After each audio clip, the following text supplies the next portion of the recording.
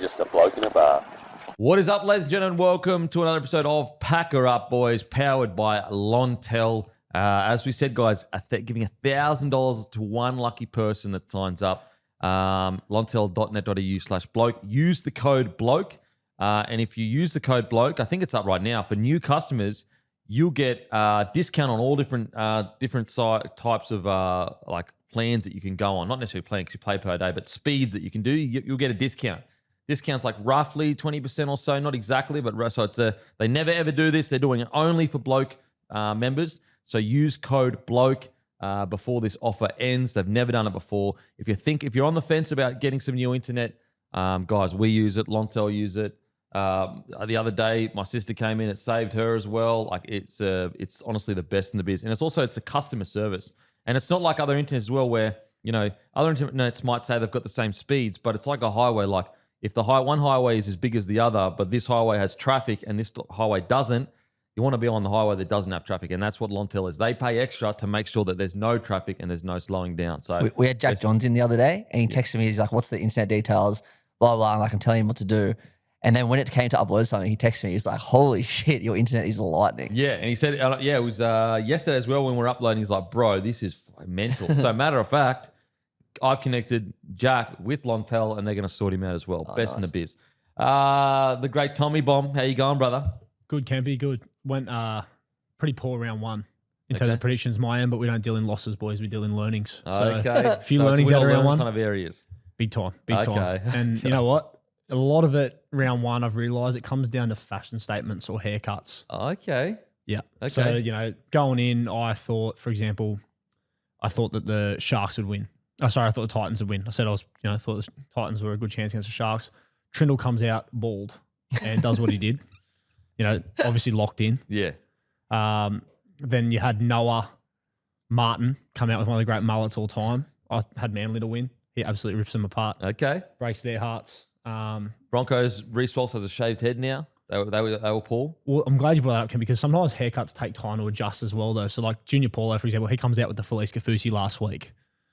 They get done. And that's why I think I'm not gonna dream anymore. I'm just gonna go with what is the expected answer. Yep. So I go, Bronx should win last night. But he comes back with the Felice Kafusi this week, which shows that he's settled in it. He's here for the long run. Okay. He comes out and gets the chocolates. So, and then, Roosters versus South tonight, biggest day of the year. Cody Walker comes out round one with a mustache and fucking plays like it's 2021 again. And it's just like, so from now on, before round one, it's not about who's had good trial form and who's had a good preseason. I'm looking for mustaches. I'm looking for new haircuts. I'm looking for new tattoos. I'm looking for shit like that. Okay, that's rugby league for you. I like that. I like that angle. Matty, how you going, mate?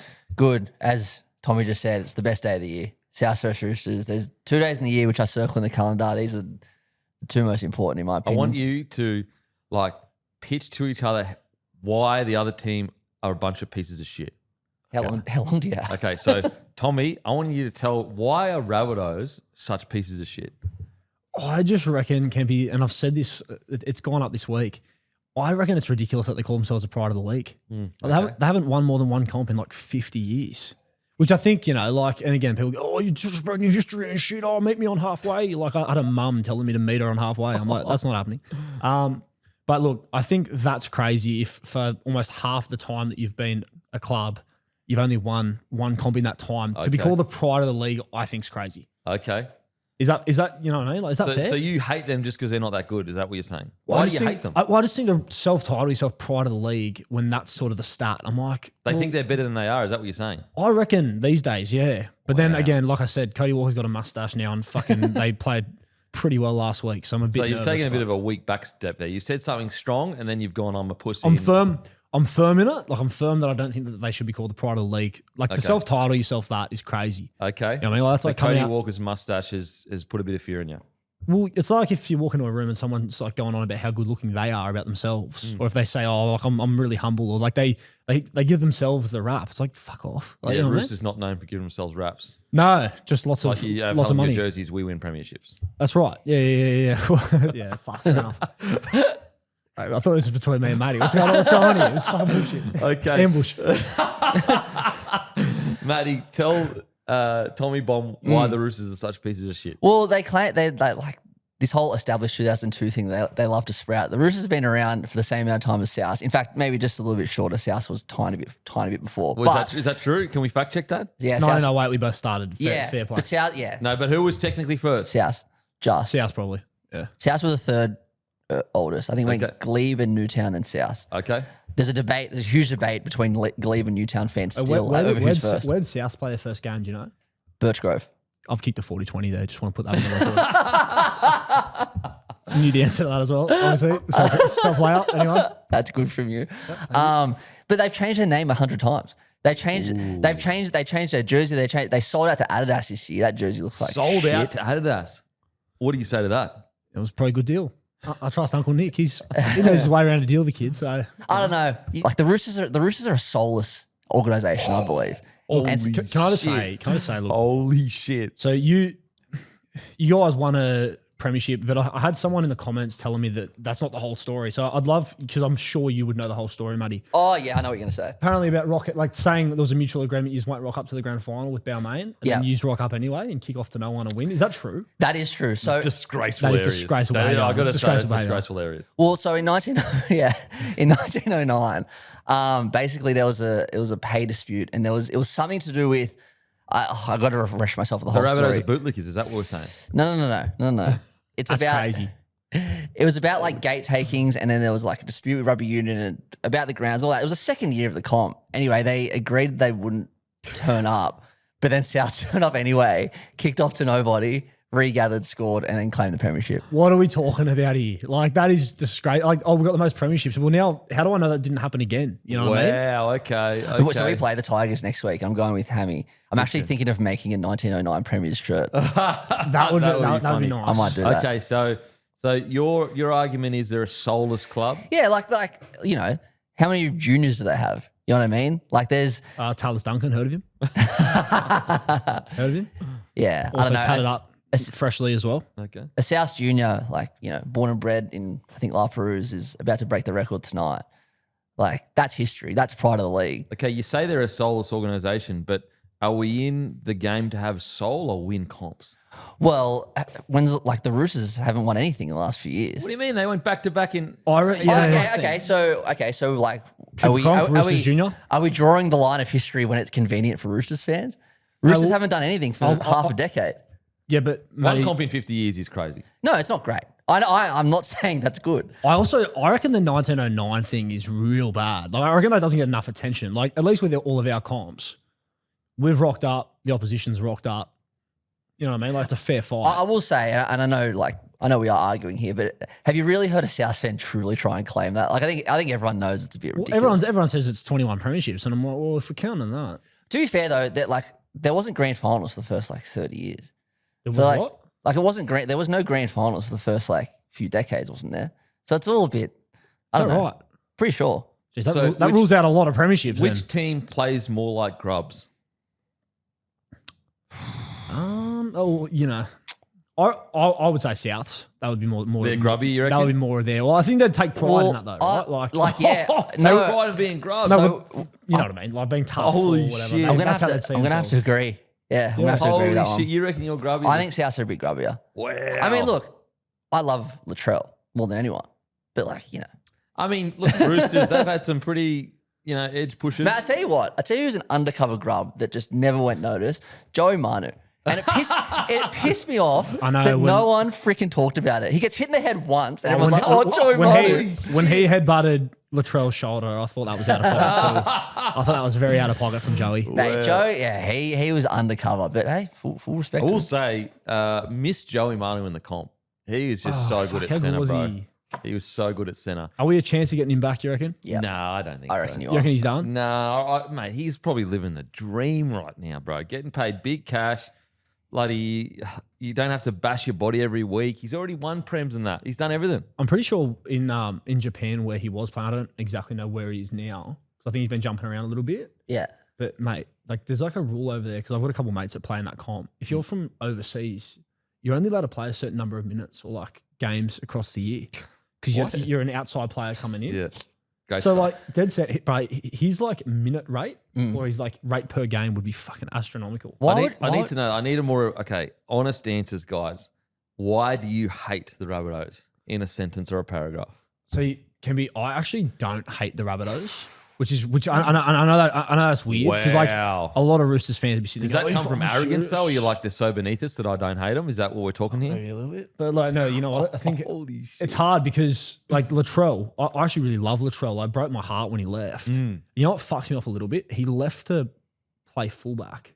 That was what he said at the time. He's like, "What the challenge of playing fullback?" And at the time, it broke my heart. Like Latrell is one of the greats. Like my mum taught him when he moved down here and he went to Champagne. And he came over one day when the Roosters were training and he spent like 20 minutes talking to us, saying hi to mum, like absolute legend of a bloke. So it broke my heart when he left after winning 2 back-to-back premierships, first team in the NRL era to do it. Thanks for asking. Wait, is your mum a teacher at Champagne? She was. My mum was teaching when Latrell I as think they well. taught together. I don't know why I haven't Wow, that's brought this up crazy. with you, but yeah. Wow. Anyway, he leaves to play fullback. I'm like, you know what? Good on him. New challenge. And guess what fucking happens like 5 years later? Half a decade. Back at left centre. Oh, get over it, Half mate. a Move decade on. later. Should have stayed with us. Oh, holy Well, moly. You know what I mean? Like, if it was about playing fullback, I was like, you know, it breaks me heart, but go do your thing. Seeing him link up with Souths, you know, Is like Latrell a rooster or a Rabbitoh? he's a rooster. Oh, He's a rooster. He'll tell you he's a Rabbitoh now, but mate, please. Okay. He was pretty happy lifting the shield. I'll tell you that for free. Now, Matty, in a paragraph, why do you hate the Roosters? Oh. Honest hand on heart stuff. So I grew up in, obviously around here, which is like, and I went to school at Marston College, which is on Allison Road. And if you look at the geographical maps, which they made in the 50s when South took a bit of the Roosters' territory. So it's like halfway between Dogs. Coogee and On brand. Clovelly. Where our school was actually on the street border of the South and Roosters territory. So half the school went for South, half the school went to Roosters. And mate, like seriously, the fair weather arrogance from these Roosters fans that I had to put up with throughout my whole life was unbelievable. As soon as something goes wrong for Roosters fans, see you later. They're out the door. It's crazy. Yeah, but also like everyone carries on about the juniors thing. You just fucking stole them all. You stole them all. Oh, here we go. We're getting into the nuts and bolts here. Like, how is like Coogie's up for debate apparently about where that is. Like Coogee, Wombats, and Dolphins are technically South clubs It is now. South. Okay, see, now we're getting into the nitty gritty here. Okay, I like this. What are you doing here? You know, but Okay, then what I are your guess response to that? Do you steal juniors? Well, we took them in the 50s and we just haven't given them back. I mean, crazy behaviour. It's crazy behaviour. We took the Butcher Brothers and they kicked all our junior clubs out of the comp. Like we haven't been let back in since. We've been playing in like Balmain comps. And See, shit. we just needed to dig a little deeper with you, mate. You said you Yeah. don't actually hate them. I think it's there. The juniors thing gets me fired up. So Okay. just grassroots rugby league, Kev. You know that, mate. You're all about the grassroots. Okay. Who wins tonight, boys, and why?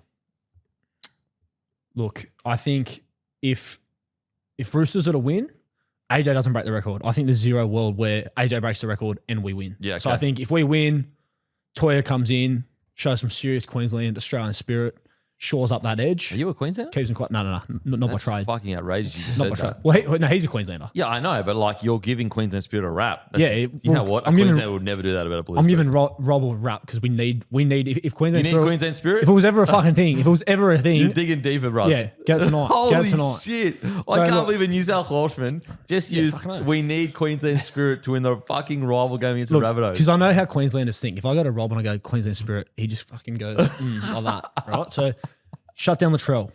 Brilliant. If that happens, Troll's running over DCE though. What's he doing?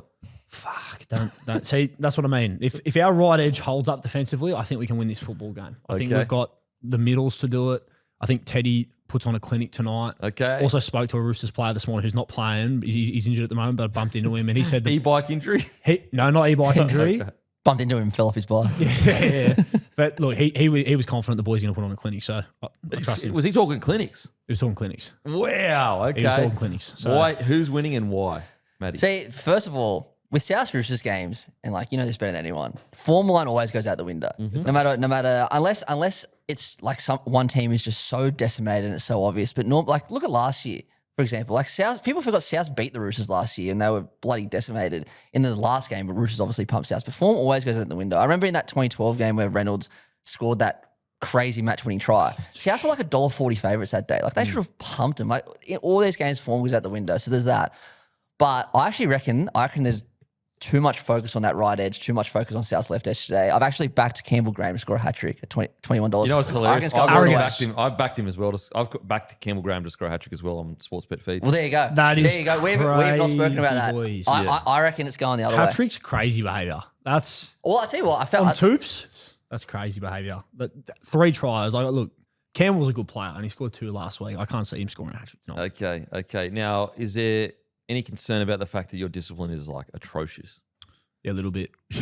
I'm a big disciplined guy by trade. So, but I think we will be better this week. We always respond. And,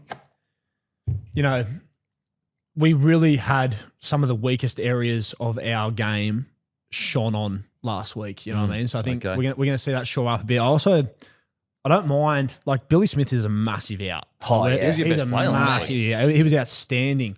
But a little bit of underdog mentality now, I reckon.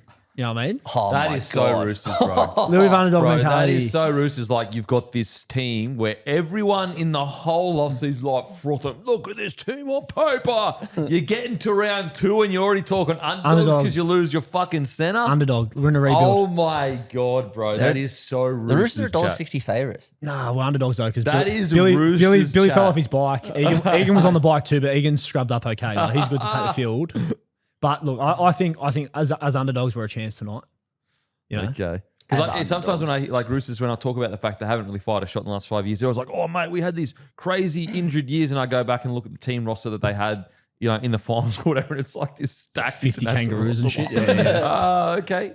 Okay. All right, boys. I like that. That was all brought to you. Aspley Mazda, Luke Camilleri. He's the best in the biz, guys. You need a car, you give him a message. Trust me, he will guide you in the right direction. I got both my cars off him. We are so happy with the service. We absolutely love it. And right now, there's an X-Rental sale. If you buy one of these 2 cars, you have a chance to be gifted a day in a suite with me, Alex Glenn, and Jaral Yayi, and Lukey the car man. Give him a follow, LDC_01. 2 cars. Mazda 2024 CX-5, G20 Max, 31,500, drive away. The second car, 2024 CX-3 Pure, 26,500, drive away. Alrighty, boys, let's get into it. Broncos lose to the Eels in an absolute cricket score of 40-32. High-scoring game. Before I say anything, I'd love to get... Actually, you know what? I'm assuming people maybe want to hear what I have to say about the Broncos, so I'll just get straight into it. Yeah, go. Go for it. Look, obviously better than last week. More energy last week, but there's just so many deficiencies that are surprising. That left edge, Ezra Mam defensively quite poor, and then Shibasaki. So the first 2, I think, were just Ezra's fault. The other few were a combination of that entire left edge.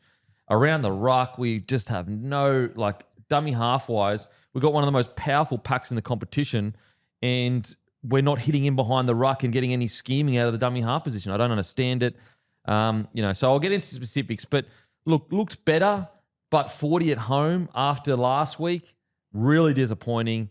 It is only round 2. I'll disclaimer all of that. But the problem is this with the Broncos. Well, first of all, actually, you know what? I want to take full responsibility for the loss. Oh, really? Both losses, actually. And matter of fact, I am going to take full responsibility for whatever happens negative this year for the Broncos. And I'll tell you why. 2023 was a good year. Yeah, we lost the grand final, a good year. I had a son.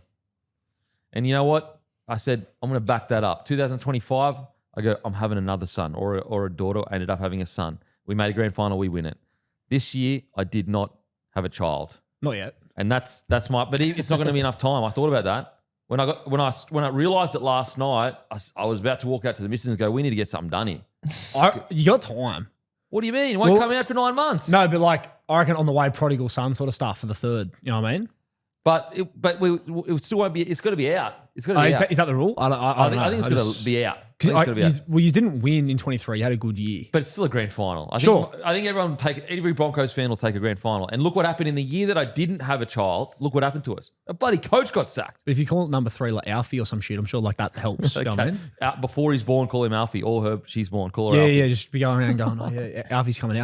So first of all, I want to take full responsibility. I should have been aware that every time I have a child, we make grand finals. And I didn't do that for the nation. And I know I say nation because secretly everyone loves the Broncos.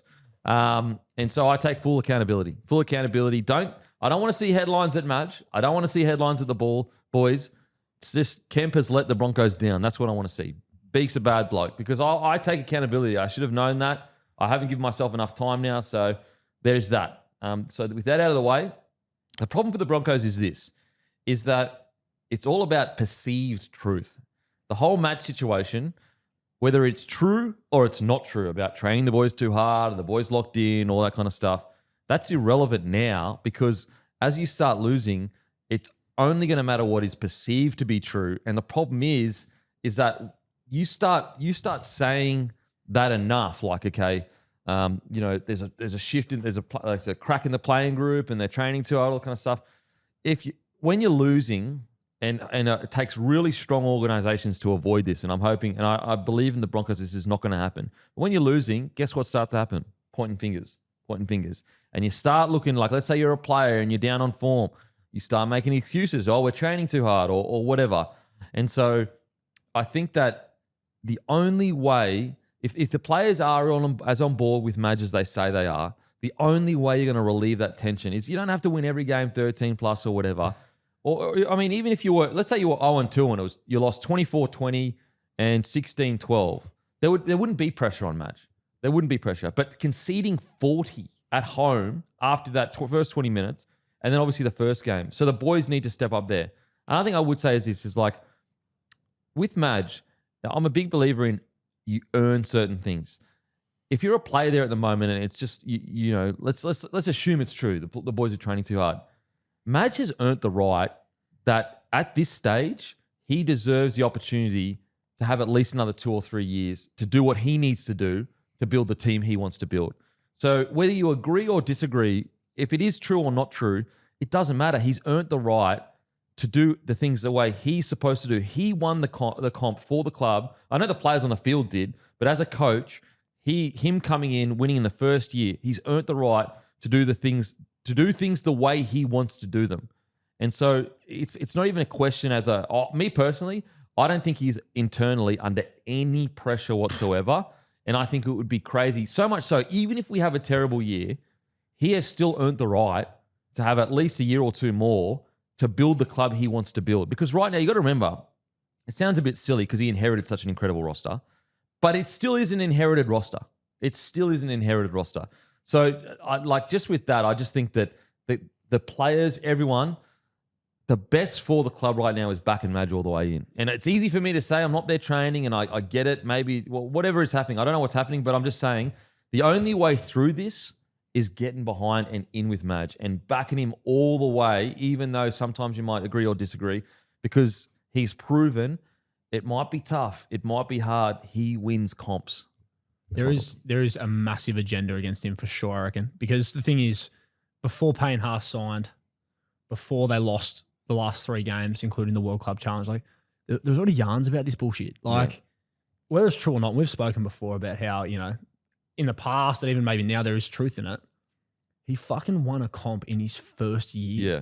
So like, from Madge's point of view, if you're sitting there and people are throwing yarns about, like, even I reckon people are really reading into the Pat Carrigan thing. Like the more I think about it, the more I'm like, he's talking about a contract. He's gonna be like 31 or something. See, so I am a little bit worried about the Paddy Carrigan comments. And I know in the context of things, people say that, but I'm like, he's talking about like what's going to be his last contract. He's thrown up that like he sees that it's appealing. Like, oh, is that ideal? No, but like you said, like if they were 3-3, I don't think anyone's talking about it. So from Madge's point of view, I reckon he's just sitting there going, "Fucking talk to me in October." I just think I think that the only way through this is getting around whatever his direction is. They're not going to get through this by, anyway, because I think the problem is like we don't know whether that's the case. Maybe they've just had a slow start. Maybe the thing is like maybe Madge did have a hectic preseason. Maybe they are a little bit tired. But I think Madge deserves the trust of he'll get it right. And look, I will say there's no denying that the last bit of the puzzle for Madge to be considered one of the great coaches is his sustained success. Yeah. That's the last bit. But you can still be a great coach without. What I'm saying is that just because that's the last piece of the puzzle for him doesn't mean he's not already a great coach. You know what I'm saying? Yeah, he's got runs on the board. Yeah, he's already got runs. It's like the last piece of the puzzle. If he is to do that, he goes into like GOAT status. But already he's considered a great coach. But also can be like, what if it's all true? Like, what if last year he comes out, they fucking train really hard in the preseason. Some of the boys are a bit off him or they think it's too much. there's a bit of friction there. They're tired early. Everyone's fucking bagging in like they were.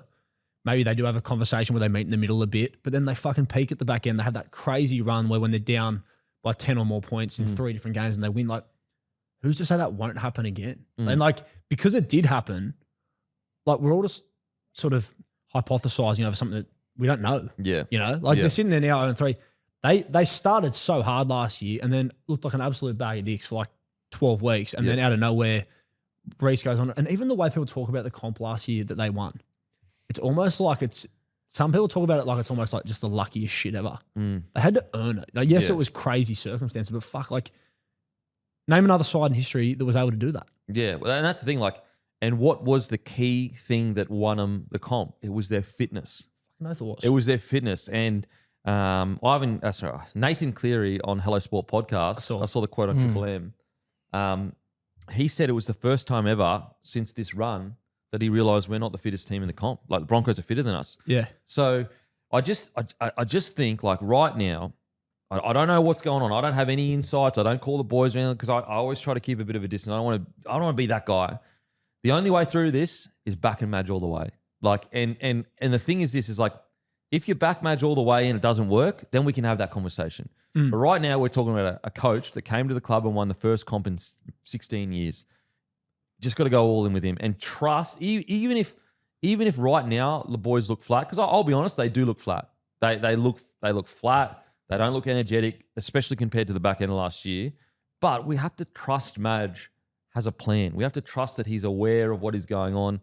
I just think you got to back him in. I think you got to back him in.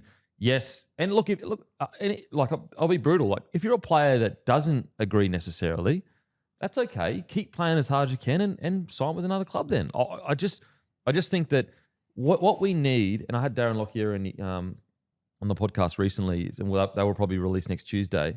What the Broncos need, and they haven't had essentially since Wayne Bennett, is stability. Yeah. And the only way we get stability is if we back Madge in and just go, you know what, like, this guy got us a premiership. Let's repay a bit of faith and you know, just, and the noise is always going to be there because of the history of, okay, he wins comps and then, you know, they struggle. Yeah. But the only way through this is back and Madge in. That's even if you disagree with certain methods or whatever, you can still get behind someone whilst disagreeing with what they do. I also reckon there's going to be people sort of overlook the fact that there's going to be a massive portion of their squad that's going to go through an origin period where either they're playing origin themselves, they're backing up themselves, or they're the guys that are having to sort of bear the load of the guys that are missing. That they're one of the clubs that's going to be hit the most during that period. After the way they went last year, and it took a lot of mental fortitude from him to fucking weather the storm there and actually get to a point where, you know, everyone in the media and every person that has an opinion is going, fuck, he's obviously just working too hard. And he was like, no. They peak at the right time, they get it done. They're probably going to take the same approach. Like, he's probably not panicking at all. I just think you just got to trust him. He has earned the right for at least a year or two more. He's earned the right for probably, let's say we have 2 bad years. The 3rd year he's under pressure. I think he's earned the right to be able to build. Because the thing is with the head coach, it's not just the tactical stuff day to day. They build clubs. They build systems. You've got to give Madge time to build with the resources the Broncos have to build the club that he wants. And he just won a comp. I think the boys are going to get all behind. Matty, I'll get your quick thoughts and we'll go into details in the game. Yeah, I just don't, like, who do you want? Like, you just want a comp. You've gone through 2 coaches at the 2 other ends of the triangle. Yeah. Like, seriously, you've had Seabold and Walters and Madge. 3 of them can't be any different. Like, who do you want? Yeah. Come on. I think internally there's absolutely zero pressure. I think that, you know, as a fan base and everything like that, yes, you can critique, like, for sure. Like, I critique Madge sometimes. Like, for example, Ezra Mann not starting last week. That was a bad decision in my opinion. But you got to back him in. He got us a premiership. Like, even if his methods turn out to be too harsh over the next 2 or 3 years, who gives a shit? He won a comp for us. Like, you know what I mean? Like, it's better than fucking going through mediocrity for the next 2 or 3 years. Like, if that's the price we have to pay to win a comp, let's pay the price. And right now, the price is we get all behind Madge and we fucking go forward. That's my thoughts on it. I reckon, last thing I'll say on it, I think that there's a lot of people that were made to look like fucking idiots last year by Madge, and therefore they're still trying to hold on to the hope that they might be proven right eventually. if I was one of those people that was bagging him heavy and it aged poorly for them, I would hold off until September. Yeah. If they sort of fall off a cliff or they don't make the 8 or some shit like that, like it happened with Kevy in 24, then, you know. But you know what? Like, You'll be even right then, and I agree with you, but even then it's like, give the bloke time to fucking build a club. I agree. You know what I mean? Get the pathways right. Choose the kind of player he wants that suits his style of play. And I'm not saying we're at that point yet, but I'm saying if everything goes to shit. Anyway, let's get into the details. You know, the performance. The strange thing was, what I like more about this week than last week is that first 20 minutes, they looked fucking like, it looked like a first grade side with a reserve grade side. And Eels deserve so much credit for how scrappy they were. They just somehow hung in there. Don't worry, Eels fans. I'll get to your positive side of things. With the Broncos, like, Ezra Mam, that left edge defense. Now, he has to take responsibility for that defense, for sure. I'm not discounting that at all. But that's where I feel like that's why you start him as early as you can start him, because those combinations, they need as much time as possible. And what you saw then, like anyone that's watched Ezra defend, contact is not an issue for him. He loves the contact. He's not scared to put his body in front. But that looked like to me is a disconnected 3 and center and wing. And the more time they play together, the better they're going to get at that. So that's got to be fixed ASAP. Some of the decisions where Shibasaki could have jammed in and Karapani could have jammed in, you get that with time together. So hopefully that's fixed.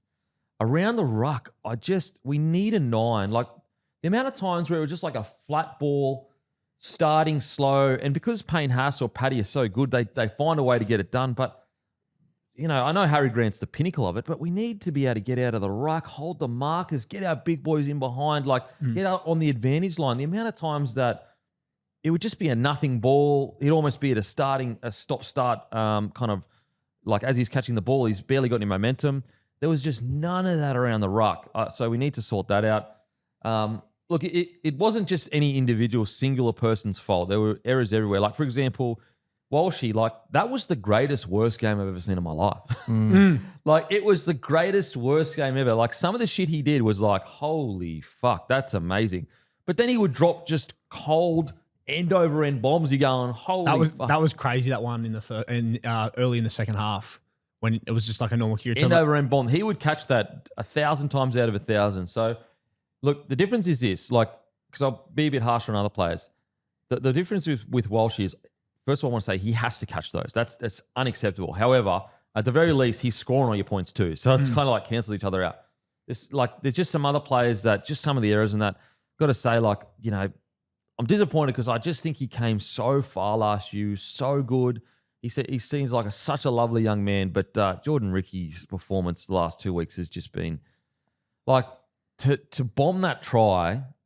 And it's not just his fault. We just spoke about Ezra Mam's defense. We also spoke about Reece Walsh's terrible errors. But to bomb that try is like, you know, you get one of them maybe one every 6 to 8 weeks, maybe if that. To do that twice, to bomb 2 tries 2 weeks in a row like that.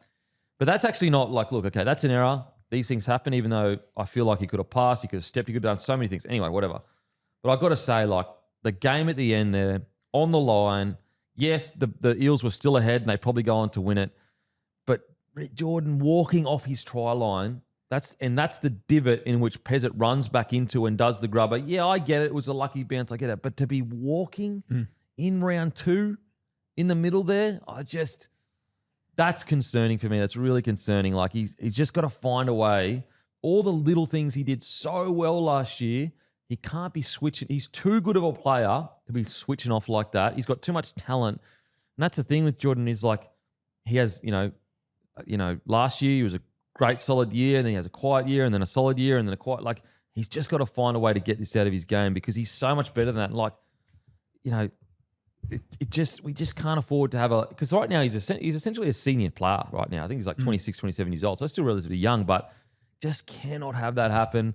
You know, like Reynolds, some of the decisions he was making, I was a bit like, what's going on there? And also, I know he got injured in the end, but like so his short king game was actually quite good. Not quite good, it was great. But like sometimes with Reno, like I want to see him yelling at the boys. I know that's not who he is and he's at the end of his career. So like maybe that's, you know, but just get the boys together and just get up them and arc up a little bit. I thought Staggs made some silly errors. Like, you know, we'd had some momentum back, and then he the tackle that he did where he head high. It was like a spear tackle. That was silly. He's also struggled to start the year. Another thing, All Blacks tougher. And look, this is just a small thing, but like the penalty that he gave away, going up and pushing Dylan Walker. It's all well and good to be tough. Like, he's a tough guy. But your ego and toughness should not supplant what is needed for the team.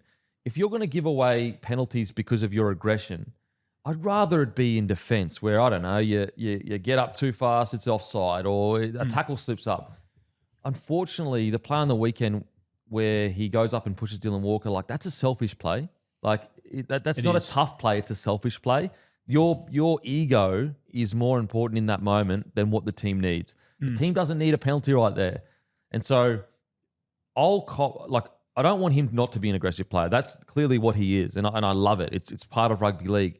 But be aggressive, and if you're going to give those, like the reason why Hargreaves, for example, he would give away penalties in that, but it was a head high or it was holding down or like, you know what I mean? It wasn't usually like, I'm trying to think, did Hargreaves ever like go up behind someone and push them after the play was gone, you know? To your point, Kempy, he did at different points, and that's where it was more like, well, the general consensus around Weir Hargreaves would be, fuck, man, like he's so frustrating because he's so good and he's such a leader, but he does this dumb shit sometimes. But when he was at his best, he found that balance, and Bradley's probably the same, where it's like most of the time, you're right, the penalties they're giving away are pure aggression in the game, where as a teammate, most of the time, you're not going to be off it. No, because that's who he is. Whereas like a shoving off the ball, ill discipline, and basically like the play was done. Like, you know, it was a bit of scuffle. And like the thing with Hargreaves as well and Victor Radley, like they've earned the right to kind of have a brain explosion. Unfortunately, Tougher right now, he's not in that stage of his career. He has not earned the right to have the brain explosion. And so he's just got to find a way. I know it's very easy to logically and clinically go, oh, you've got to do what's best for the team. But in situations like that, you just like, that's a coach killer. You just can't let your anger get the best of you because you're letting your teammates down with that. So that was a silly mistake. And so, look, I will say, like, obviously, leaking 40 is just never, ever, ever good. But at least it was better than last week. I will say the Eels' defense was also quite poor on their three-mans.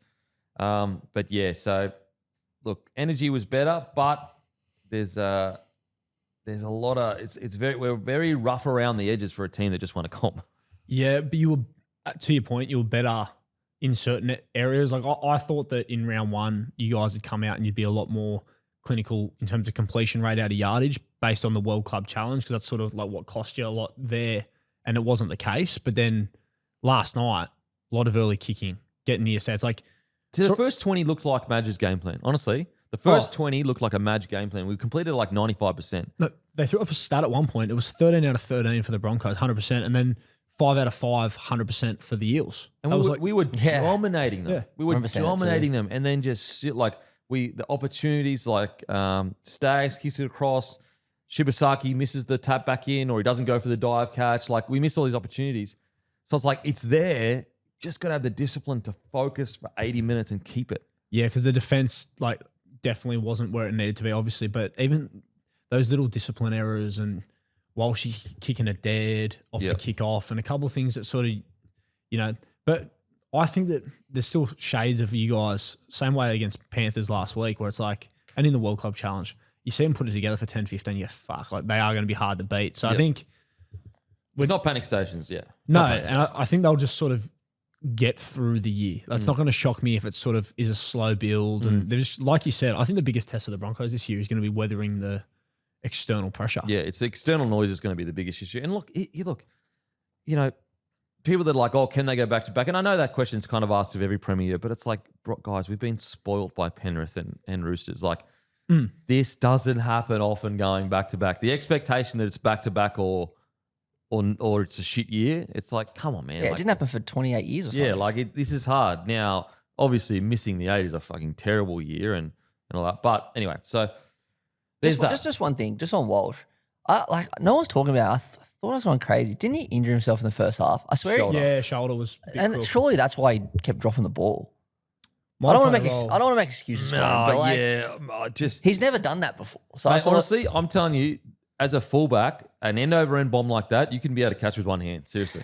Yeah. As in not one hand out like that, but catch it in like that with one hand. But he missed 2 gimmies. I just thought, I don't know. The other thing No too, excuse, but with the 9, like a couple times, Paddy and Payne in particular got themselves back in behind the ditch. So the 9 didn't jump out, draw the marker. They sort of just footwork back in. And like when Renault went through in the first half off a Payne offload, if you do have one of your 9s, and Ben Hunt can do this, you know, when he's there, if you do have a 9 that can get out, quick play the ball, fucking bring them in behind, like, fuck, it's going to be hard to stop. Well, and it doesn't have to be fucking Harry Grant levels. But just give me something out of 9. Like, just there's take the marker out of it. Yeah. And like, because when Payne got himself there on that one, where it was just footwork, got back in there, he's going to create so many opportunities. And I don't know why we don't play like that, bro. Like, we should just be, because that's what Melbourne do. They just go punch, punch, punch. Did we get a quick play the ball? Yes, boom, everyone's up flat and we go. I don't know why we don't do that shit. It's so hard to defend at any level. Like, even if you do it and you stay patient, the second that you do get front foot ball, like you saw what they were able to do a couple of times, like when Ezra and Walshy went through in the second half. Yeah, I don't get a second rower at marker and just game over when you do jump out. Sometimes we're 2 overs sometimes. I don't know. Anyway, now on to the Eels. 32 against you is not great, whatever. It was a touch footy game. I will say, and I'm not just saying this because we were lost. I actually text when we were winning. I hate these like 40 to 30. It's like, it's not the rugby league that I love. It's just like where it's just like try. Anyway, that aside, mate, what a gutsy win. What a gutsy win. They had every reason to just fold in that first half. They had every reason just to go, holy shit, this is a red hot Brisbane Broncos side completing essentially perfectly, with all the skill set in the world.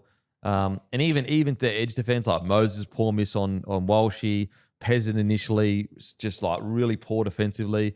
And they just hung in there. They just kept in touch with the game. Like they kept themselves like close enough where it was like, we still can strike here. And just gutsy, just fit, gutsy, got the job done up at Suncorp. It's a second win in a row in Suncorp. What a bloody gutsy win from the Eels. Yeah, I was really impressed with their ability to stay in it and not panic. You know, after what happened last week, and then all of a sudden, like that first kick Renault put in was unbelievable. And, you know, Iongi was brilliant with the footy, but Brisbane did a pretty good job. And probably helped Brisbane stay in the game in the second half, their ability to catch him out of position a couple of times with their kicking game.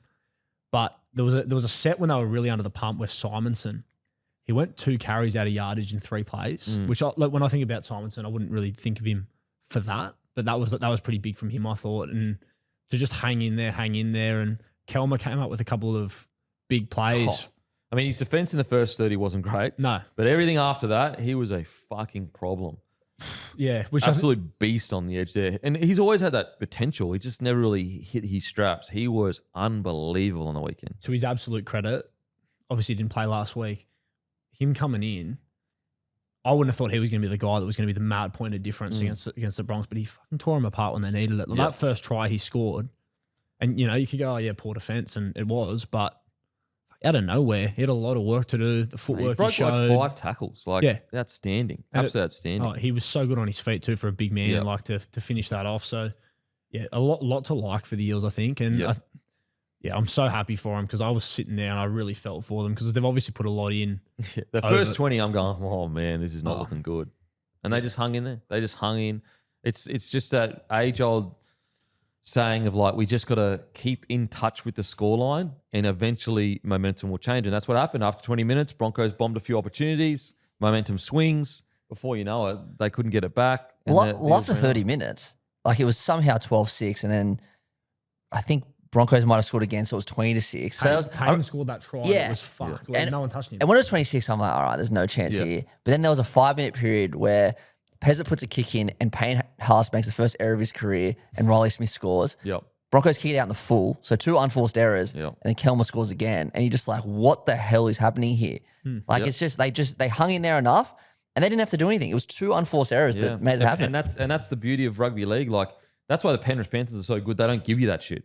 Whereas, like, if you just hang in there long enough, something will happen that gets you back in the game. And that's exactly what they did. They deserve, especially, like, think of the mental scarring from last week. Like, they're probably sitting there going, fuck. For them to have the mental toughness to go, boys, just keep turning up, keep the line speed, keep turning up.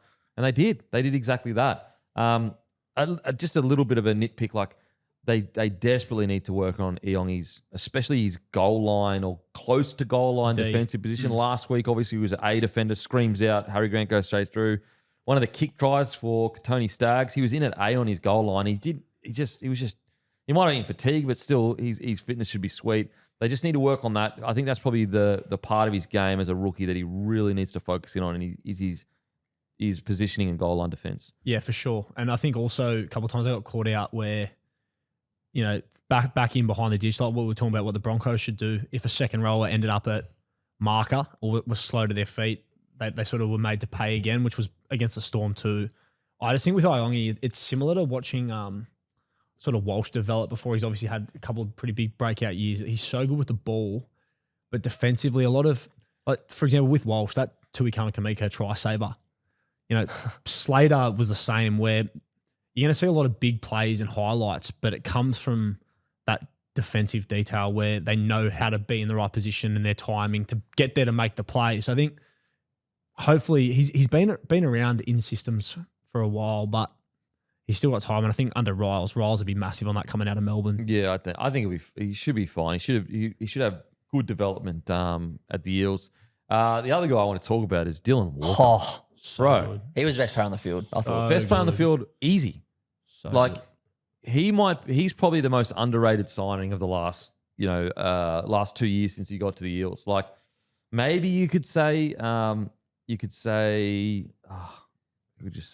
Clark at the Warriors. But I feel like everyone rates that signing. Dylan Walker essentially turned the club around. Like when you think about yes, obviously Mitchell Moses coming back helped them, but when you actually look at their form turn last year, it was when Dylan Walker came to the club. Like last night, if he doesn't come on the field, they probably don't swing momentum back into their favor. Or at the very least swing it back again in their favor, because he was absolutely phenomenal. He's just so good with the ball too. Like I remember seeing a journo when the announcement came out about the six-man bench. Someone threw out him going, "Oh, does this sort of affect his role in the game?" Not him, far out. No, He's dude. too good. No, yeah. it doesn't. Like He's a specialist impact player. Oh, and he's, I was actually watching some of his old stuff when he was at Manly and at South, and like he's won Centre of the Year and shit. And then he sort of obviously moved in a more of that utility role. And the way the game's unfolding at the moment, it is just so relevant. Like even look at the way Panthers used Cogger last week in that similar sort of role. He's been doing it for so long. And as you said, like he was in South's premiership year in 2014, he was one of the best centers in the comp. He played 6 at Manly. He is a utility, but I think, the right word is impact player.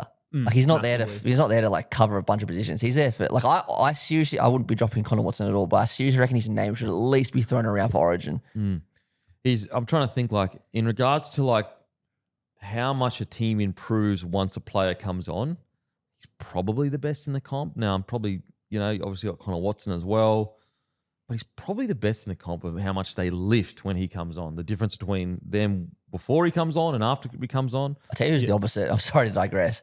When Cam Murray comes off the field, Souths are a different team. It's actually off the field, it's cooked. Yeah, last week when Dolphins scored all their points, that was like the 10-minute period Cam Murray was off the field. Just everyone watch for that tonight. Mate, he has that effect on every fucking team he's in. It's unbelievable. Unbelievable. But the other thing too with Walker, a lot of chat last week, and obviously the way the game played out, Para versus Melbourne, like didn't fucking really matter. But people spoke about Joe Ash coming on. I wonder if Dylan's role in the team is that highly regarded that they were like, yes, he can obviously play centre and sort of plug a hole there, but we're not going to use him like that because it's more important that we use him how we want to use him versus using another middle. I like that. Because, he's such a point of difference. And him and Junior Bowler found a way better balance last night in terms of offloads, tips, things like that, Yeah. No, it's just such an important win for the Eels. Like, they needed it. It was gutsy. It wasn't pretty, it wasn't pretty at all, but it was super gutsy. I thought Pezzett defensively, obviously there's still some questions there, but I thought in attack he was quite silky. And like, the last try that he scored, it was an off the cuff play, and you could, it was sometimes it works for you, sometimes it doesn't. But outside of that, I thought that he showed a lot of promise in attack for sure. He was brilliant with the ball.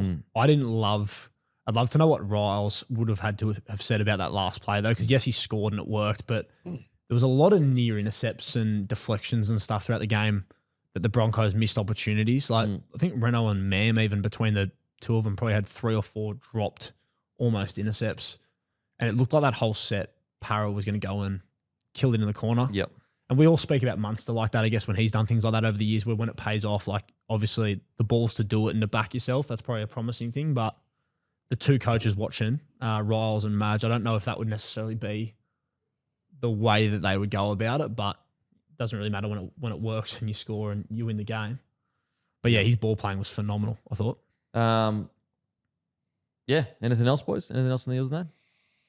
Yeah, just the win they needed, I guess, especially being 20-6 down. Oh, actually, you know what? The last thing I wanted to say, is I thought Tuivati. I thought he had a bunch of really, really strong carries, Tuivati. I really like what I'm seeing with him. I know he doesn't get that much minutes or whatever, but gee, he's just a fucking handful when he gets on the field. Big boy. He had 12 runs, 128 meters, but it's the 52 post contact.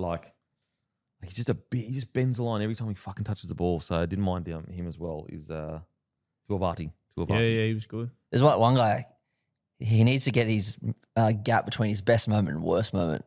Katonga. Yeah, I know. Mate, his highs are so high and just some of his lows are just like far out, bro. But look, great win from the Eels. Super gutsy. Wasn't pretty, but you can't really ask for much more. It's the start of the season. They got tailed up. They're going against the premiers that are red hot in the first 20. They found a way to win. I think you're happy with that. You walk away happy. And also, you look at the points that they leaked, like Iongi getting caught out a couple of times defensively. That Payne Haas one, they wouldn't be very happy with that, even though it's fucking Payne Haas. Just a bad read. There's a lot to fix there that's probably a reasonably easy fix, which is promising after, obviously, the turnout in round 1. So I think Eels fans, full 180, I think you'd be pretty excited again from what you're saying. All right, do not forget, guys, NordVPN Defense Play of the Week was Casey McLean Tri-Saver on Stags. To get the best discount of your NordVPN plan, go to nordvpn.com/bloke. Our link will also give you 4 extra months and the 2-year plan, and there's no risk with Nord's 30-day money-back guarantee. The link is in the podcast episode description box. Okay, Mitchy Barnett, he's agreed to join the Broncos from 2027, reportedly a 2-year deal, about $800K a season, with a 3rd-year mutual option, to my understanding. The Warriors won't release Barnett early without compensation and have asked for a player swap or talent coming back. Warriors CEO Cameron George has made it clear that they expect something back, saying the club's absolutely intention is to get a player in return. Yeah, so I want to be really clear about this because my number one priority in this situation, I know a lot of people think it would be the Broncos and them getting Barnett or whatever. My number one priority is, and I said this on Instagram yesterday, it is if the Warriors are not happy with the player they get back, then they should go to a club that they will be happy with the player they get back. The Warriors have been so understanding, and I understand Barnett, it is true, it's true. He has a compassionate reason to leave. So I'm not that is true. However, the Warriors have a history of being very understanding of players that want to move back. And I think that they deserve and have every right to want to be happy with the deal that they end up with in regards to Barnett. So if the Broncos don't offer a player that satisfies the Warriors, they don't deserve to have Mitch Barnett at the club. I want to make that really clear. And I think it's got lost a little bit in the noise of he's agreed to turn to the Broncos. It's a done deal or whatever. It's no, there's still parts of this deal that need to be done, and the Warriors deserve to be fairly compensated. We're talking about a leader, a senior player. We're talking about an Origin player, an Australian player. We're talking about one of the best players, or one of the better forwards in the competition. That they are saying, yep, I understand you got some really tough stuff. The medical stuff only exists in Australia. It doesn't exist in New Zealand. So we'll do that. But you need to go to a club that is going to give us fair compensation. That's a very reasonable thing for the Warriors to ask for. That's my number one priority. Now, I've seen some people say, he's going to Brisbane and he said, he's compassionate Browns and he's from Taree. First of all, he could have his wife's family could be in the Gold Coast. You don't know the details of the situation. So this idea that because he's moving back to Australia, he has to go to Taree is just, you don't know the details. So it's nonsense. And so I don't understand that comment. If he's going to go back, it has to be to Taree or close to Taree. On top of all that, Taree is about a 5-hour drive from Gold Coast. And a lot of the Broncos players live on the Gold Coast. So it's so with that all aside, I like it for the Broncos. I think it's exactly what they need in regards to an older player mentoring the young boys.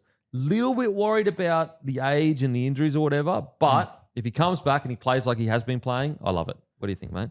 Well, so first of all, from your understanding, 2 years, mutual option Mutual option to my understanding. for the third year. For the third year, which is essentially not a... That's not a thing. It's, It's like not a if, thing, if yeah. everyone's sweet, we just keep going. Yeah. But then is it in terms of the player compensation, is that for next year or is that to come over sooner? No, it's for next It's year. for but next he was year. contracted for next year. He was, yeah. So who is there anyone that you could imagine from the Bronx? So there's a young fella that's been tossed up. Now, if Yeah. I'm the Warriors, like, I'd look to, as I said, they should, whoever they want, as long as the Broncos are willing to release, like, if they want Dean Marron or a Karapani, then I think that they should get one of those two players only because, like, I want them to be satisfied. But I wouldn't agree with the deal the Broncos have made. Like, I don't want to give up Karapani or Mariner for a guy like for Barnett at his age. Yeah. But if that's the agreement they come to and that the Warriors are happy, then I'm okay with it. You know what I'm saying? I know you're saying, I know you're saying, I disagree with the deal the Broncos made, but I'm happy that the Warriors are sweet. I reckon if you're the Wires, you almost want to look at, is there anyone in the pathway there that's promising that's also from New Zealand initially? Because you want to try and grab someone where like they're more likely to stay, maybe settle, build their life there. Yep. So they, to my understanding, they need an outside back. Now, I've got his name. Is it Vander? Yeah, I'll get the name. It starts with a V. It's a tough one, but he's a young gun. If I'm the Warriors, you're right. It's a mixture of two things. Will they stay here long term? Like that's a key. And if I can find a young, like potential superstar that's going to stay here for at least 5 years, then I'd rather that over a kid that let's say, for example, Dean Mariner. Even though he is a Kiwi, I'm pretty sure, isn't he, Dean Mariner? Yeah, but that's what I mean. So like if someone like him, and I don't know what his go is, but if they've moved over at sort of 16, 17, signed to the club, they're more likely to build a life back there as opposed to someone like yourself when you went over where probably was always going to be somewhat of a short-term Mate, to be honest, contract. it wasn't. When I went over there, it was actually, I was going to buy a house and everything. Like, I was fully committed. Oh, no, I'm not no, questioning I know what that. you're But saying, you know what I'm saying? Like, Yeah. in terms of, you'd want someone where it's like, it's more likely that when they're 50, they'll live here because we know we'll get them. The hard thing with Dean Mariner and Karapani, I just can't see them wanting to go. Because you got to remember, the key factor in all this, the player has to want to go. They can't just get fucking told to go. Antonio Verhoeven. So that name's been tossed up. And he's a young gun, like an absolute gun. He's a center wing. Center Wing, which is exactly And what he's they 19. need right now. He's 19. Yeah. I would tend to lean more towards, if I'm the Warriors, a guy like him that is going to be much more open to coming because they're probably much closer to starting than at the moment. You're not getting in front of Stags. Shibasaki most likely staying longer term. I mean, you'd find out soon. So, like, you want a guy that wants to be there. You don't want a guy that's reluctantly, like the Broncos are put pressure on him and he's like, oh, fuck, all right, I'll go because I'm getting pressure on me. So, and also, like, you know, if you can just jag the next gun center coming through, like he could be there for 10 years. So, as I said, like whatever player they choose, I want them to be happy with it. I don't want them to be like, the last thing I want right now is the Warriors to be in a situation where they say no and look like the bad guys because it's compassionate grounds.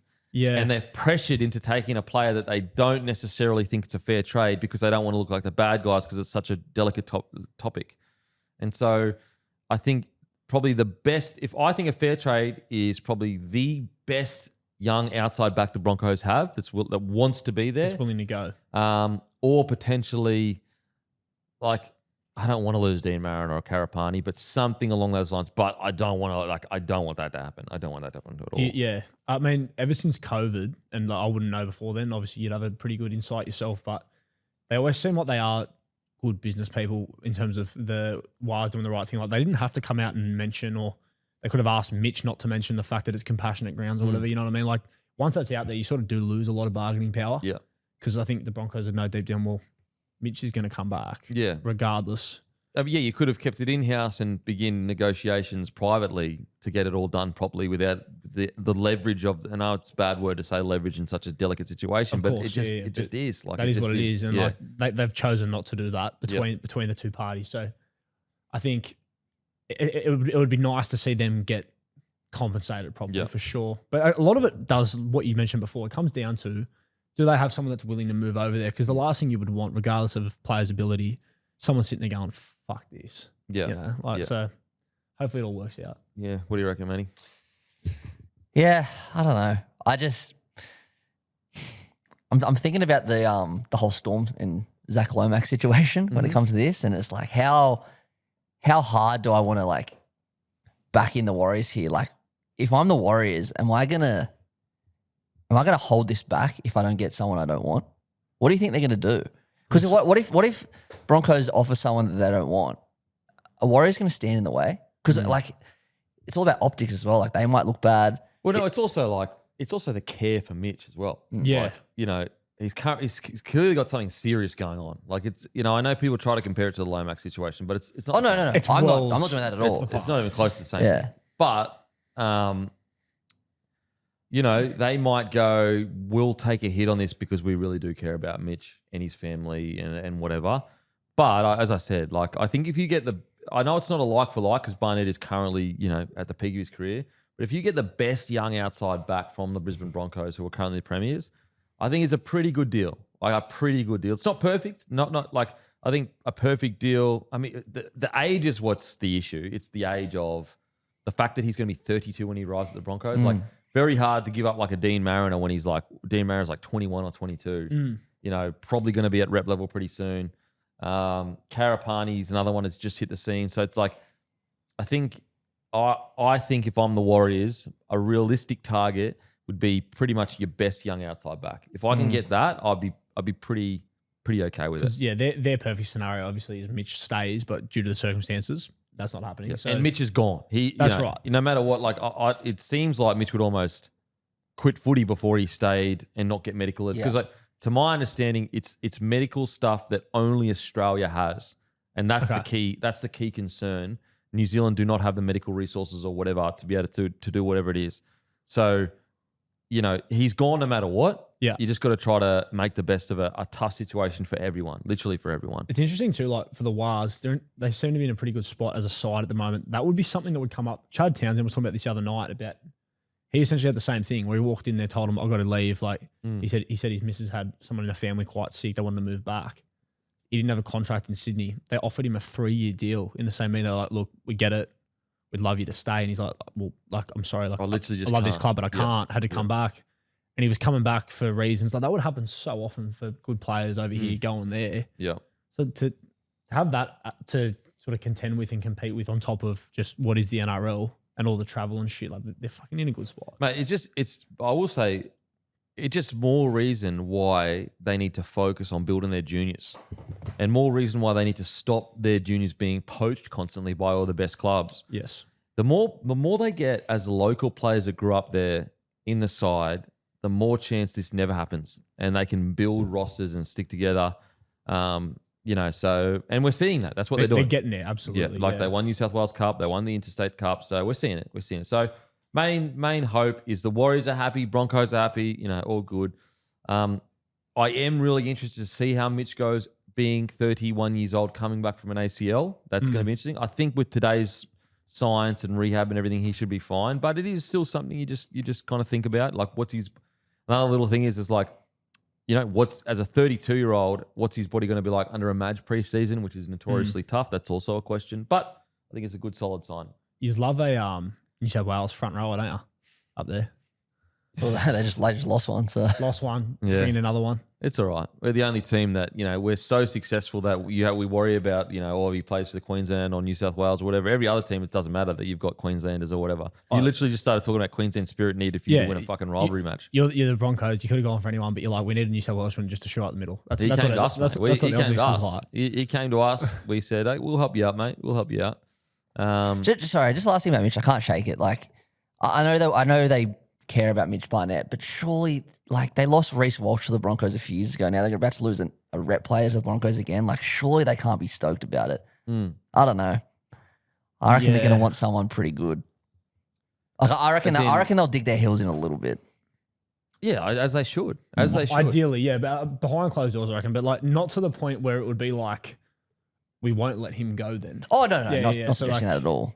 I don't know. I'd be interested to see what the conversations are like behind closed doors. I think absolutely the club was disappointed with the situation. Not disappointed because they both had personal stuff. No one's Yeah. done anything wrong. Yeah, yeah. But it just is a purely like we bringing these guys over. Like I know Walshy was developed by the Broncos, but he killed it at the Warriors.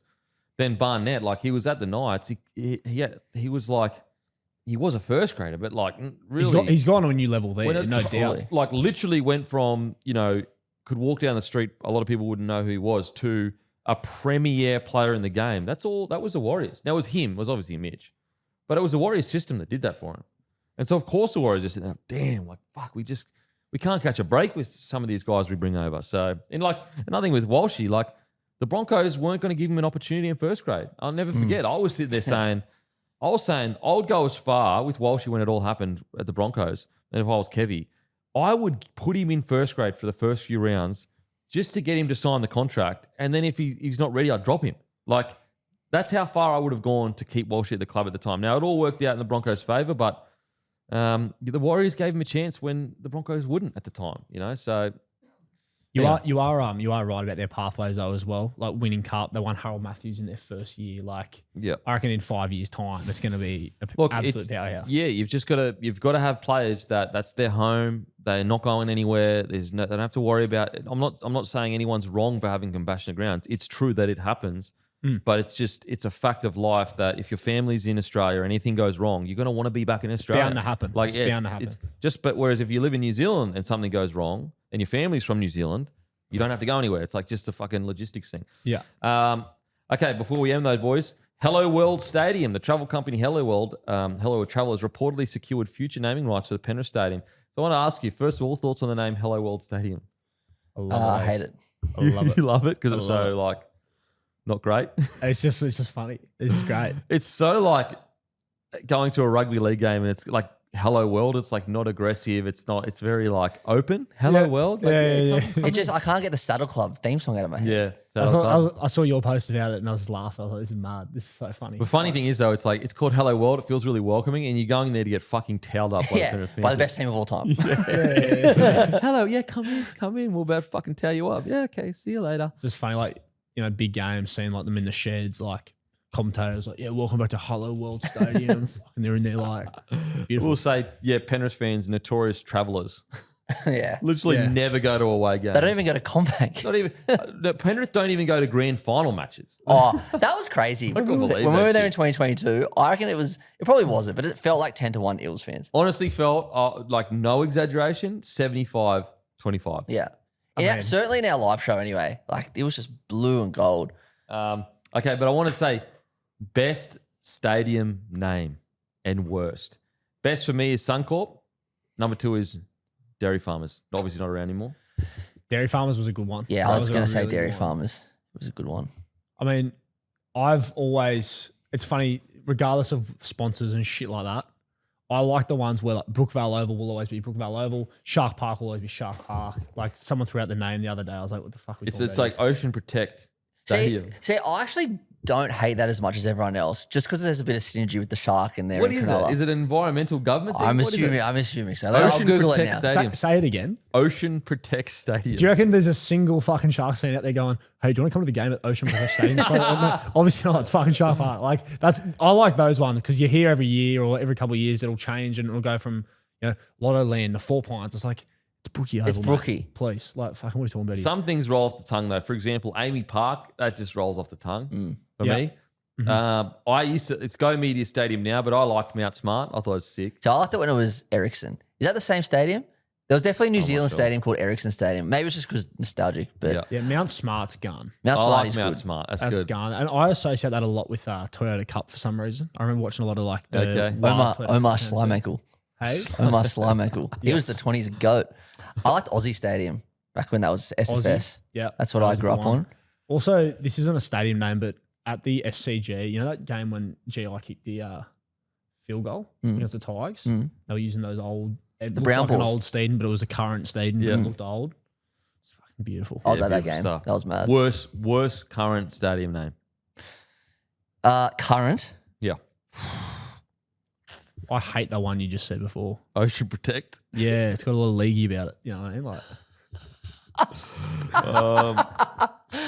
I've got to say, it's Leahy environmental. It's a woke stadium. Yeah, it's a woke stadium. It's a What woke a drive by stadium, bro. Leahy. Hey? Drive on Leahy. I love League. Nah, Leahy's going to be joining us next week. So Yeah, he's one of the greats. He reckons he messaged me and said, "You guys are too conservative. I'm going to come and He was at a balance it protest out." or something today. He couldn't come in. It was too late notice, but he's coming next week, which is exciting. He's starving himself for a cause. Yeah, he was doing some sort of hunger strike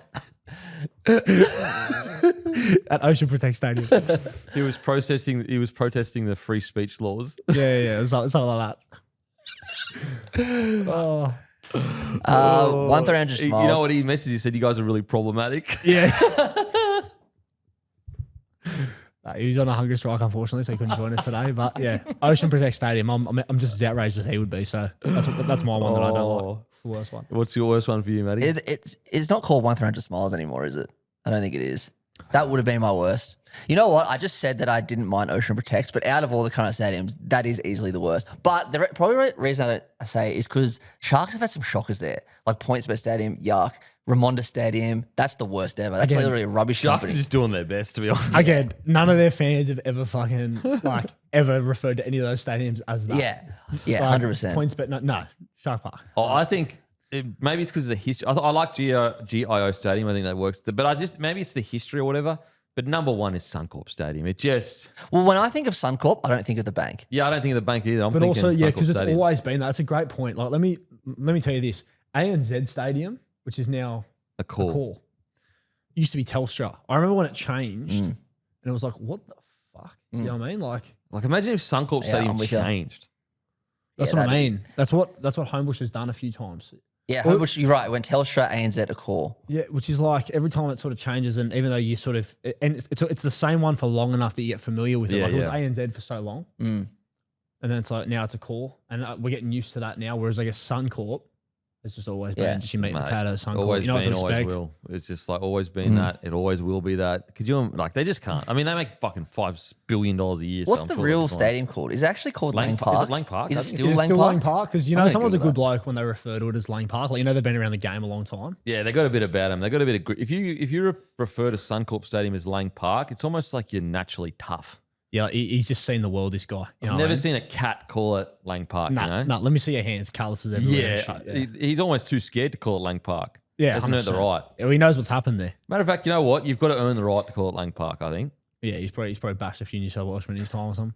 Because like like the commentators on ABC, for You've got example, to have bashed 4 New South Welshmen to call it Is Lang that, Park. that's like the entry requirement, the prerequisite. because when you listen to ABC radio, like when they're commentating the game, they can't use sponsor names, so they'd have to call it Lang Park still. Yeah.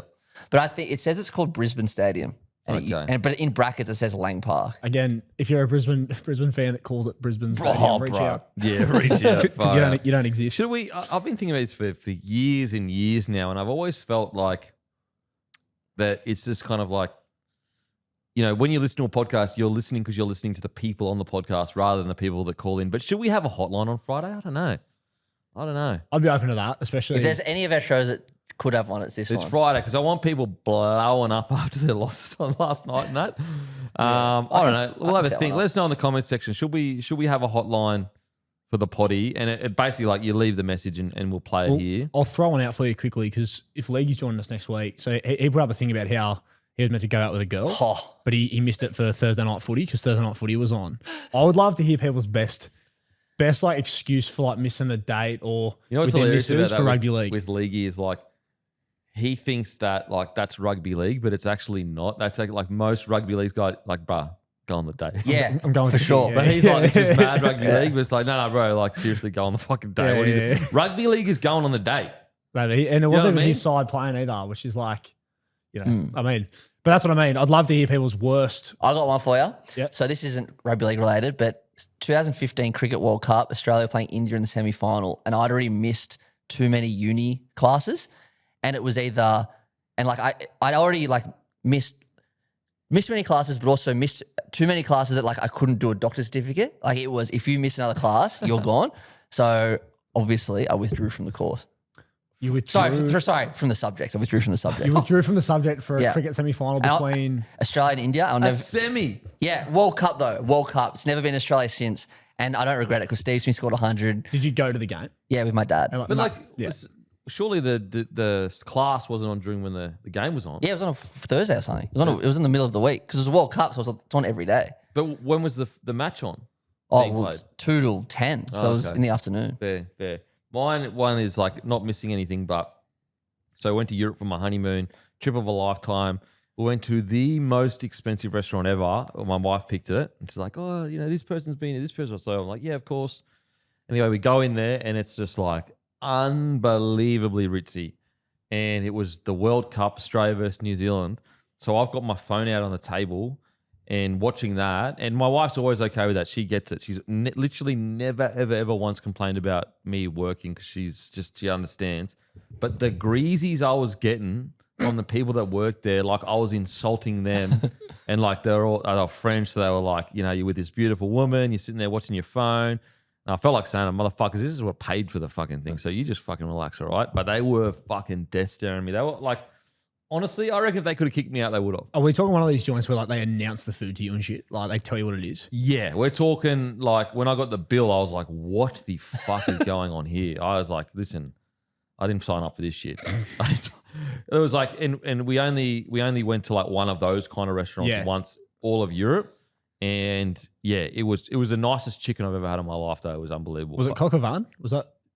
Oh, I don't know what it's called. To be honest, the wife just says, I want to go here, and I just rock up. I'm just imagining like you watching like this like game and like some guy trying to announce like all like the ingredients and shit. Like as he plays it down, you're like, yeah, whatever, mate. As you watch sort of like Jack Williams find his front. Speak to the missus, mate. I'm fucking watching something. That's what I was doing. Yeah, mate, it was so ritzy that I kept my like long jacket on for like the first 45 minutes, sweating a storm up because I thought they'd kick me out if they saw the tattoos. It's one of them joints. But what's weird though is over in Europe they don't have an adversity to like they're not adverse to tattoos and that. Whereas like on the Gold Coast and shit, and Sydney sometimes I know it's Sydney, but on the Gold Coast they won't let you in some places because of tattoos. On the Gold Coast they won't let you in to a restaurant if you got tattoos. Yep. Are you fucking serious? Neck tattoos you can't get in. Bro, they'd go out of business. Bro, I was at the Sheaf like 10 years ago, and I was in line, and in front of me was Isaac Luke and Benji Marshall. So obviously I was frothing. And the Seckies didn't know who they were, and they didn't want to let Isaac Luke in because of his tattoos. Yeah. And then a few of us were like, oh, do you know who this is? And like, obviously then they let him in. And we felt like the coolest people ever because we got Isaac Luke into the Sheaf. You're welcome, Isaac Luke. That's fucking crazy behavior on the Gold Coast. On the Gold Coast, look, I get it. I look like a hard cunt, bro. That's what I mean, like, bro. That's a dangerous cunt. Don't let that guy. He'll fuck some cunts up. I get it. Have you been knocked back at the Goldie before yourself? Yeah, I've had to wear like they used to give out these things that like cover. This is a fucking age. Like as in, because they had that shit at school as well for like some of the boys that were from, But I get it, man. I'm a dangerous man. Were you blowing up when you missed out though? Like, you're like fucking hell, we sort of like, babe, this is sort of what you signed up for. I was like, this is what you get when you come with me, baby. This is what you get. We're going to a I get it though. You see me and you think danger. So you know what? Sometimes when you're a dangerous man like me and you're walking through life, you've got to deal with the consequences. I mean, that's sort of worth. That's pretty funny. That's sort of like, I mean, it'd suck if you got caught off guard though. You're going in for a beautiful dinner and then you and some bird end up at like Hungry Jack's or some shit because you don't get let in the restaurant. Yeah, look, I'll be honest. Like, there wasn't many times when I was rocking up to a club with a chick. I was usually going in to find a chick. Those with the boys usually. Fucking bunch of ragged muffins. Was it raggedy muffins? Ragamuffins. I don't know why I thought of ragamuffins. None of you's getting let in. But I tell you what, club life is like. It's dead now. Mate, back in the day when I was growing up, you would go and everyone. It doesn't matter how shit of a dancer you were. Everyone was dancing, having a good time, and like. You weren't even sitting there going, man, look at that guy dance, whatever. It was just like, fuck, everyone's sweating fucking out their ass. Like, fucking vodka Red Bulls are going everywhere. Vodka fire engines are everywhere. Like, nowadays, like, everyone's like too scared to have fun. Yeah, well, like, I'm lucky you brought up some club shape because, you know when you go to like a pub or say like the Oak or the Sheaf, Matty, where like there'll be a dance floor, but it's also a pub. Yeah. One of my favourite pastimes with the boys is you go there's a dance floor, right? Yeah. And normally there's a dance floor where there's people going bananas. They're just cutting shapes and shit. Yeah. Then there's like the people who are like, oh, we're watching the footy, we're having a yarn or whatever. Yeah. And then there's like sort of like a fringe sort of on the outside where there'll be like a group of blokes or something where they're sort of half in the middle. Yep. And they'll be sitting there sort of having a yarn, but some of them are sort of still half sort of like rolling the shoulders and she's like, what are you doing, bro? Like, you're over here, you're over there. Yeah, like, you're caught between two worlds here. Make a decision. Like, why are you rolling your shoulders while you're talking about the fucking footy? Like, you don't need to do that. Honestly, going out back in the day, like, it was a totally different vibe. It was like we're just all here. Like, don't get me wrong, there were punch-ons and whatever. Obviously, fucking won them all. You know, fucking me. Yeah. Come inside. I'm not allowed in. But like, yeah, back in the day when you went to a club, it was like everyone was just there to fuck. There was no like judgment or like it was just like every cunt was just fucking going at it. Whereas nowadays, I feel like you're too scared someone's going to pull a phone out, film you. Yeah. This feels like different. And maybe I've been out of the scene, and the scene hasn't been the same since I've been out of the scene. Obviously, Yeah, of course. Massive loss for the scene. massive fucking loss for the scene. Did you just get to go out in the cross? I had 1 year of it. Yeah. Was it as mad as everyone said? Well, I was 18 and I actually never enjoyed clubbing, to be hectic. honest. It was. It was mad. Yeah, it was just like it was a bit dangerous sometimes, whatever. But I remember I won't say the player, but I went out on the cross once with this dude. And we're having a good time. We're just me and him. I don't know how I got paired up. Well, because I'm a dangerous cunt, probably. Yeah, but, probably. so we're out anyway. So like, we're about to like go into a club and or whatever. He's like, oh, just wait here for a sec. He goes around the corner, and he comes back, and then he's shouting and drinks all night. And I'm like, hell yeah, that's mad. Blah blah blah. Anyway, the next day, there's this story. Someone got robbed at an ATM. It was a player that Swear. Fuck. I was like, what the fuck? Because I love the mystery of like the cross and like all the yarns. Because like I missed out on it, like just too young and hot, obviously. But Yeah. when you hear yarns, you're like, fucking mate, the cross, like the fucking Wild West. My worst nightmare would be like getting to experience it and you sort of like look around, you're like, fuck, this is shit. Like this is just the same. No, as you got it. it. It's not necessarily the place. It was the vibe. That's what I mean, though. It's nice to hear like people actually when you hear more people that you sort of know say it was fucking mad. Like, because what it was like nowadays, we're also fucking worried about everything, like life shit. Whereas like when you used to go out, like you were young, you were stupid, you weren't thinking about anything that could go wrong. It was just a party kind of vibe that was at the cross. And I didn't go there that often, but I went often, just like a few times to enjoy it. But even other there was the Valley in Brisbane. Yeah, it was called the Valley, and like it was just a different vibe. Like there was far less worrying about how you looked. Now, obviously, there was still some of that. Like you're human beings, you judge each other. That's the way it is. But I just feel like these days, and look, here's what I'll say: we were cringe. We were cringe as fuck, and we didn't care. Whereas these days everyone's worried about being cringe. Yeah, everyone tries to be so nonchalant. Yeah, you're 100%. But we were chalant. We were chalant as fuck. Yeah, we were cringe as fuck. We danced too like silly and like, but you know what? It was kind of cool at the same time because we didn't give a fuck. We're too cringe. I reckon Secchies were more loose as well. Bro, Secchies, they just fucking bash you. Man, me, obviously, I fucking flog. Yeah, but also like more relaxed at the same time. Like when required, they'd bash you unless you had like tats and shit, obviously. But like. Secchies now, bro, some of them. Oh, mate. I drive when if I'm not drinking sometimes, I'll still go out with the boys and I'll drive. 60-minute interview out the front. Where you been tonight, mate? I'm like, in my car. Like, fucking drive. I'm sweet, mate. But even if I have, like, I'm not going to tell you I've had 15 schooners. That's my point though, Matty. It's like one, I've driven, I've had 0. Also, if I'd had, Yeah. a nudge, like I'm not going to tell you. Yeah. Like fuck it.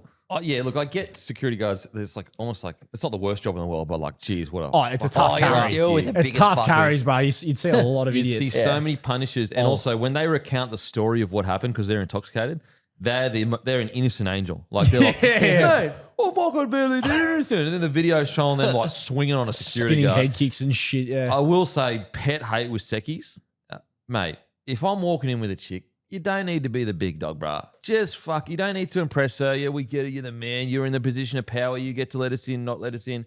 I used to hate that. Like anytime you're with a chick, all of a sudden they're fucking Romeo. Like just relax, bro. But also, Fuck me. just to your point, Matty, I don't think that's ever happened where you walk in, you go, yeah, look, bro, it's been a big one. Yeah. My eyes are literally rolling in the back of my head right now. This is day 3. I'm glad you asked. But Like, yeah, obviously I used to hate when Secchies they would use that moment to try and alpha dog you, like just because they've got the power and they're like about to let you in, just because a chick's there, and you're just like, bro, like I'm just a battler, bros. I've battled me fucking life just to get this chick near me. Fucking just give me something. Just give me time.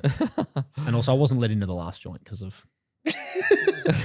a fucking dangerous cunt. I'm fucking dangerous. So just fucking watch me out. So, look, there's some people that walk through this life dangerous, man, and that's it's tough sometimes. It's hard to be in a dangerous. Would they leap you out? You just give them one of them ones, like the little ball. No one lived, mate.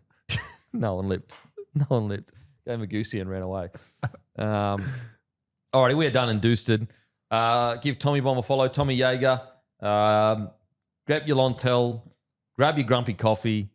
Shout out to KO. Shout out to Sportsbet. Give us a follow on the feed. Got all my multis on there at the moment. And as usual, we'll go and fuck ourselves. Thank you. What's gambling really costing you? For free and confidential support, visit gamblinghelponline.org.au.